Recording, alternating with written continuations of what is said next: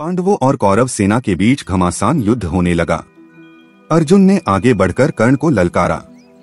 भीम अर्जुन के पीछे था, लेकिन तभी दुर्योधन के साथ आए दुःशासन ने भीम पर अपने बाणों से वर्षा कर दी।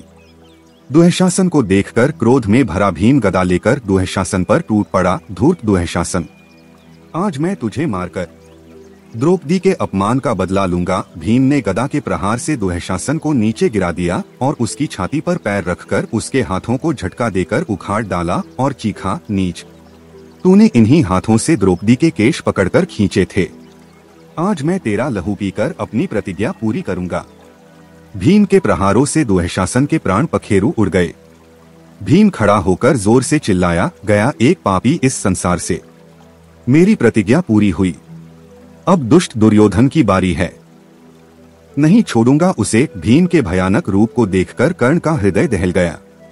शल्य ने उसे दिलासा दी, कर्ण, तुम तो वीर हो, इस तरह हताश होना तुम्हें शोभा नहीं देता। अर्जुन से युद्ध करके या तो विजयश्री प्राप्त करो या फिर वीरोचित स्वर्ग। अर्जुन और कर्ण के मध्य घोर संग्राम छिड़ गया। कर्ण ने क्रोध में भरकर अर्जुन पर काले नाग की तरह जहर उगलते बाण को चलाया। अर्जुन की ओर उस बाण को आता देख श्री कृष्ण ने रथ को अपने पैर के अंगूठे से दबा दिया। इससे रथ जमीन में 5 उंगल नीचे धंस गया। कर्ण का छोड़ा गया बाण अर्जुन के मुकुट को ले उड़ा। इस पर अर्जुन ने क्रोध में भरकर गांडीव से भयानक बाण वर्षा कर दी। ठीक उसी समय कर्ण के रथ का पहिया धरती में धंस गया। कर्ण घबरा गया। उसने पुकारकर अर्जुन को रोका, अर्जुन, रुक जाओ, मेरे रथ का पहिया धरती में धंस गया है, मैं उसे ठीक कर लूं। कर्ण रथ से नीचे उतरकर धरती में धंसा अपने रथ का पहिया निकालने लगा, पर काफी जोर लगाने के बाद भी वह नहीं निकला। यह स्थिति देखकर श्री कृष्ण ने तत्काल अर्जुन से कहा, अर्जुन, अब देरी मत करो, इस दुष्ट को खत्म कर दो, मारो इसे। परंतु यह तो अधर्म है कृष्ण। अर्जुन ने हैरानी से कृष्ण की ओर देखा।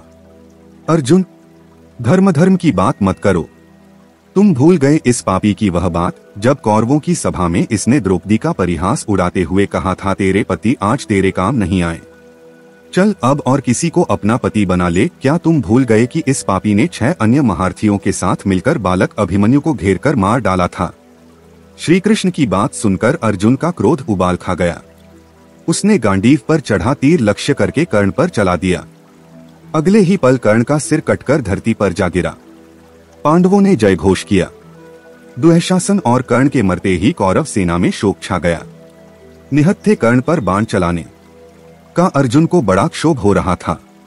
उसकी मनोदशा देखकर श्री कृष्ण ने अर्जुन से कहा, पार्थ, हिंसात्मक युद्ध से अधर्म एवं अत्याचार को नष्ट करने की आशा करना व्यर्थ है। धार्मिक लक्ष्य की सिद्धि के लिए जो युद्ध किए जाते हैं, उनमें भी देशकाल और परिस्थिति के आधार पर अन्याय और अधर्म हो ही जाते हैं। उनकी तुम्हें चिंता नहीं करनी चाहिए। कष्ट पड़ने पर सभी को धर्म का ध्यान आता है और कष्ट पाने वाला धर्म की दुहाई देने लगता है। वह अपने द्वारा किए गए अधर्म को तब भूल जाता है। ऐसे अधर्मी दुष्टों का विनाश करने में कोई अधर्म नहीं है। श्री कृष्ण की बात सुनकर अर्जुन का मन शांत हो गया।